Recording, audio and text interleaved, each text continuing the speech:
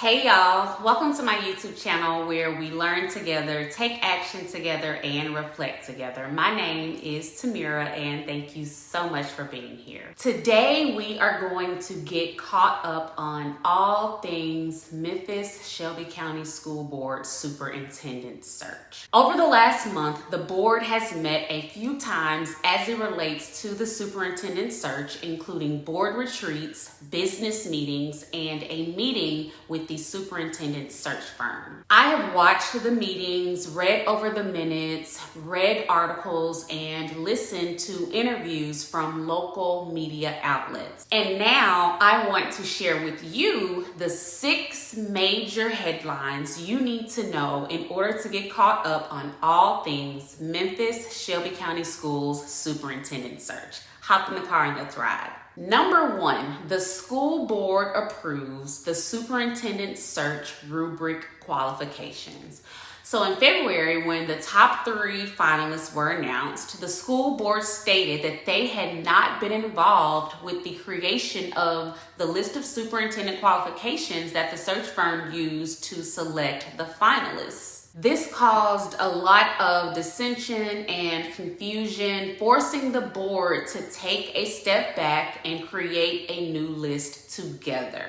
This new list of 11 qualifications was approved at a recent board meeting and will be used to rate candidates moving forward in the search process. Number 2, band community members continue the movement. The 5 community members that were banned from attending school board meetings, among other things, continue to make their voices heard. These community members have filed a lawsuit and are making it known that they are banned, not silenced. Representatives speak on their behalf during the community input portion of the board meetings, while other supporters gather outside of the school board meetings. And so whether outside or inside, the message is clear. They want integrity and transparency throughout the rest of the search process. Number 3, Policy 1003, Superintendent Qualifications, is changed.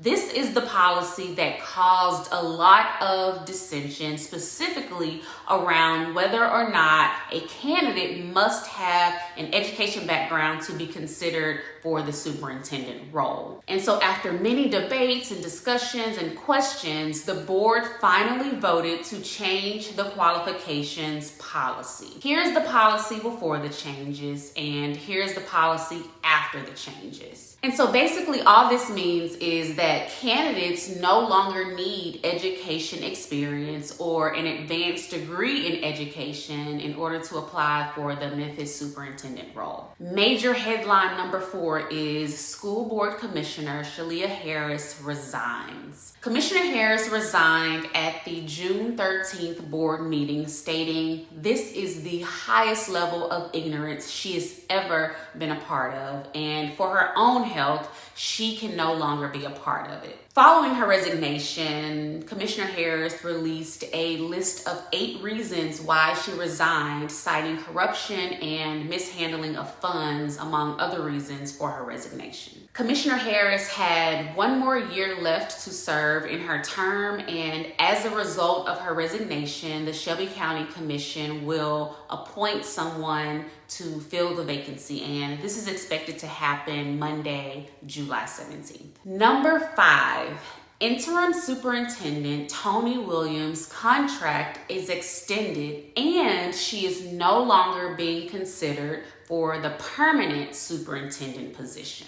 Her new contract ends August 29th, 2024, and her salary is $310,000, which is the same as the previous year. It is likely that she will be interim when a permanent superintendent is hired, which will allow her to support the transition. And our last major headline, number 6, is we should expect a permanent superintendent to be hired by spring of 2024. The board voted to reopen the candidate selection pool, and they ensured that there will be integrity, transparency, and community input along the way. So let's take a final look at the 6 major headlines to get you caught up on all things Memphis Shelby County Schools Superintendent Search. Number 1, the board approves the Superintendent Search rubric qualifications. Number 2, band community members continue the movement. They continue to make their voices heard. Number 3, policy 1003, superintendent qualifications, is changed or amended. Number 4, Commissioner Shalia Harris resigns. Number 5, Interim Superintendent Tony Williams' contract is extended and she is no longer being considered for the permanent superintendent position.